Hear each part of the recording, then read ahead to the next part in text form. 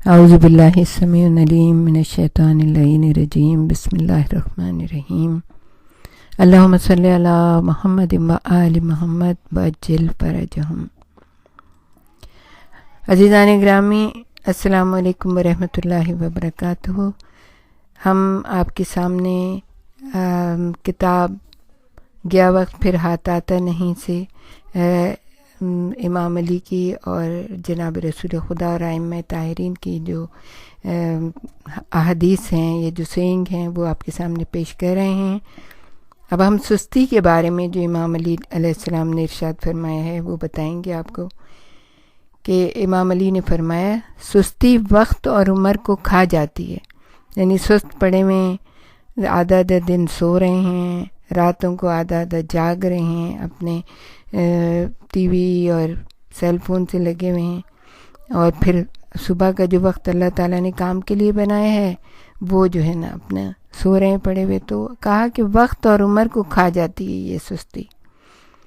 پھر ایک اور جگہ آپ نے ارشاد فرمایا محرومیت کا ایک سبب سستی بھی ہے،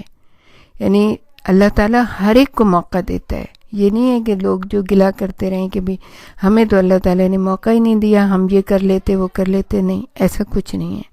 اللہ کے سب بندے اس کے اپنے ہیں، وہ بہت پیارے ہیں اس کو، لیکن کیا ہوتا ہے کہ جب چانس ملتا ہے نا اس وقت جو ہے سستی غالب آ جاتی ہے۔ مثال کے طور پہ اگر آپ کا انٹرویو ہے، آپ کو صبح 7 بجے پہنچنا ہے، تو سستی کے مارے دیر کر دی، بس دیر سے پکڑی، وہاں پہ دیر سے پہنچے، تو کیا ہوا، انٹرویو کا ٹائم نکل گیا، اور پھر اس کے بعد جو ہے نا کوئی کسی کو دوش دینے کی ضرورت نہیں ہوتی کہ یہ ہوا وہ ہوا۔ ہر ایک کو چانس ملتا ہے، اپنی سستی کی وجہ سے اس کو ضائع کر دیتا ہے۔ تو امام نے ارشاد فرمایا کاہلی اور سستی ضائع کر دیتی ہے۔ کس چیز کو ضائع کر دیتی ہے؟ وقت اور عمر کو ضائع کر دیتی ہے۔ امام علی نے فرمایا آدمی سستی کی وجہ سے سب کچھ کھوتا ہے، یعنی وہ جیسے کہ ہم نے پہلے کہا کہ امام کا اشارہ یہی ہے کہ اللہ تو اس کو مواقع فراہم کرتا ہے، لیکن وہ اپنی سستی کی وجہ سے ان تمام مواقعوں کو ضائع کر دیتا ہے۔ امام علی علیہ السلام کا بہت ہی خوبصورت ارشاد ہے، جہالت موت ہے اور سستی فنا ہے، یعنی جاہل آدمی زندہ ہے یا مردہ ہے، ایک ہی جیسا ہے وہ، اور سستی جو ہے وہ تمام اعمال کو فنا کر دیتی ہے اور تمام جو اس کے بہترین مواقع ہوتے ہیں اس کو ضائع کر دیتی ہے۔ آپ نے فرمایا عمر انمول ہے، انسان کی عمر کا باقی حصہ بڑا انمول ہے کہ اس سے ضائع شدہ چیزوں کی تلافی کی جا سکتی ہے اور مردہ چیزوں کو زندہ کیا جا سکتا ہے۔ اس کی بہت ہی خوبصورت آگے جا کے آپ نے تشریح کی ہے کہ مومن کی عمر کا باقی حصے کی قدر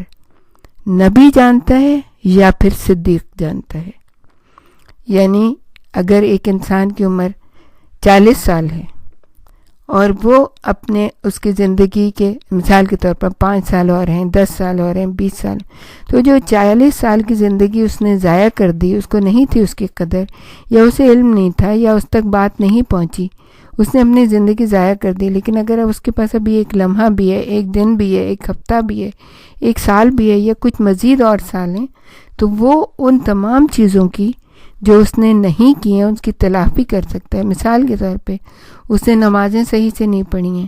وہ اپنی نمازوں کو ضائع ہونے سے بچا سکتا ہے، وہ ان نمازوں کو ادا کر سکتا ہے، جو قضا ہیں وہ ادا کر سکتا ہے۔ اس نے روزے نہیں رکھے ہیں تو وہ روزے ان دنوں میں جو باقی کی زندگی ہے اس میں وہ روزے رکھ کے تلافی کر سکتا ہے۔ اس نے خمس نہیں دیا، زکوٰۃ نہیں دی، اس نے حج نہیں کیا ہے، تو اس نے نیک اعمال نہیں کیے، اس نے لوگوں کی مدد نہیں کی، اس نے لوگوں کو فیض نہیں پہنچایا، تو اپنی باقی کی زندگی میں چاہے اس کی زندگی میں ایک دن بھی باقی ہے، وہ ارادہ کر لے، صرف وہ نیت کر لے کہ جو میں نے پچھلی زندگی میں نیک عمل نہیں کیے، میں اس زندگی میں جو مالک تو نے مجھے آگے کی زندگی دی ہے، میں اس میں اس سب کی تلافی کرنا چاہتا ہوں، تو مجھے موقع دے، پروردگار عالم موقع دے گا، اور نہیں تو صرف اس کی اس نیک نیتی کا صلہ پروردگار عالم اسے عطا کر دے گا۔ تو کہا کہ اتنی قیمتی ہے یہ زندگی، باقی کی زندگی، کہ اس زندگی کی قدر جو ہے، مومن کی زندگی کی قدر یا تو نبی جانتا ہے یا پھر صدیق جانتا ہے کہ اللہ تعالیٰ نے اس کے لیے کیا کیا وعدے اور کیا کیا بہترین چیزیں اس کے لیے رکھی ہوئی ہیں۔ آگے چل کے اس کی اور زیادہ وضاحت کی امام علی نے فرمایا، خالص سونے سے بڑھ کر اور کوئی چیز قیمتی نہیں ہو سکتی، لیکن مومن کی عمر کا باقی حصہ اس سے زیادہ قیمتی ہے، اس لیے کہ وہ جو اس نے کوتاہیاں کی ہیں اپنی عمر میں، وہ اس کی تلافی کرنے کی نیت کر لے اور اس کی تلافی کرنے کا اسٹارٹ کر دے۔ مثال کے طور پر اگر اس نے لوگوں کی مدد نہیں کی ہے، اس نے